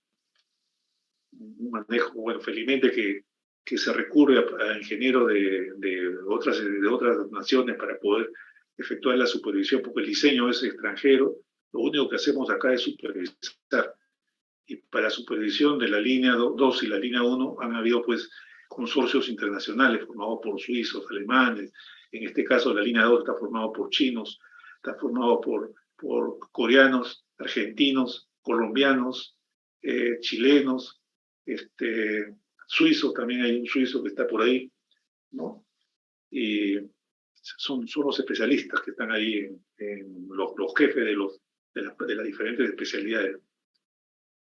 No hay jefe, no hay ningún peruano ahí, ¿no? Y después por un lado están el ingeniero sanitario, es un ingeniero, el ingeniero, ¿cómo se llama? El arquitecto es un ingeniero venezolano, ¿no? Que tiene experiencia en construcción de